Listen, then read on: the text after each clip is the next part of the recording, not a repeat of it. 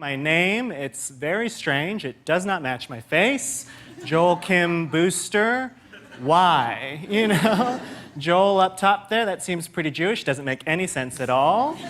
Kim in the middle, that seems closer. And then Booster right there at the end, well, that's just a word. It's not a name at all. What's happening there? And the reason I have this very goofy name is, yes, I was adopted by a nice white Midwestern couple in the mid-'80s, like many Korean babies were. Korea in the mid-'80s, if you were around, you probably remember, it was the only country that would fly a baby to the US, and you didn't have to go and pick it up. So it was very much the Grubhub of babies back then. It was delivered by a very grumpy man on a bike. Forgot my mom's Pepsi, wouldn't go back for it. It was a disaster. So as you can imagine, it was a little weird growing up in the Midwest with this face and that family. I mean, I literally knew I was gay before I knew I was Asian. It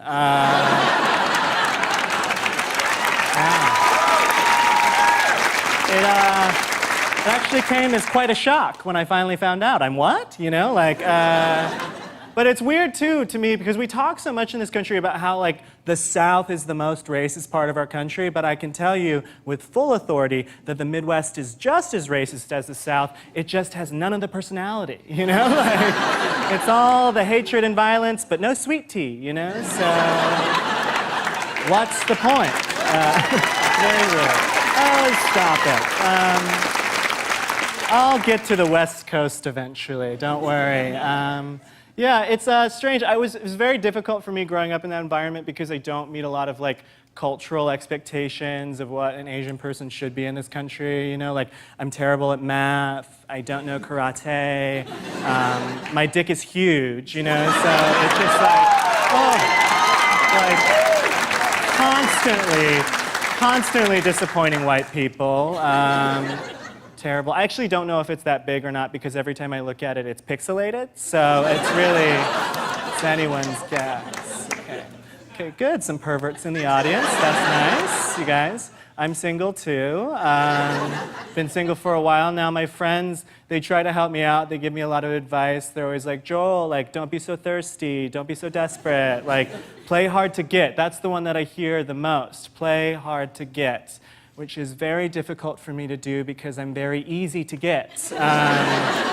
Very sexually gullible. I've been tricked into a lot of situations. It's bad. I'm so available that in the last calendar year, this is 100% true, I have been stood up by 3 different men on 3 different first dates. Yeah, I know, it sucks. I think like the hardest part about that for me, though, is just not knowing how those men died. You know, like what happened to them? Was it a grease fire or some sort of, you know, animal attack? It's the not knowing that hurts the most, really. So I was a pretty gay kid growing up, which is actually like a ridiculous premise for a joke. Many gay comedians have this premise, but what does that actually mean? Because have you guys ever met a 6-year-old? They're all hella gay, you know? Like, I don't know what criteria we're using to project our expectations of sexuality onto a child, but there's not a 6-year-old in this country crushing puss right now, all right? Like, it doesn't happen, so... But for the sake of my joke, I was pretty gay, and it was never more apparent than Christmas 1996. I wanted what every little boy in the nation wanted for Christmas. You guys know what it is. The Crimp and Curl Pony by the Cabbage Patch Company! My mom was super cool. She got it for me. I opened it up on Christmas morning. I just started crimping and curling right away. My dad, less enthused. He looked at my mom and he was like, Janet, what the hell? Like, why would you get him this girl's toy? This is a toy for girls. And my mom looked at my dad and was like, well, Ken, my brother Bob, he used to get baby dolls for Christmas, and now he's a pediatrician, so... Case closed. And my dad, like, rightfully looked at my mom and was like, what the hell do you think he's gonna be, a f***ing horse hairstylist? Like, what's the end game here, Janet? And, you know, I remember my dad saying that, and I remember thinking, is that a profession? Is that something that I can do? Like, does it require a certificate? Like, give me the full story, Dad! All right, I'm Joel Kim Booster. Thank you so much.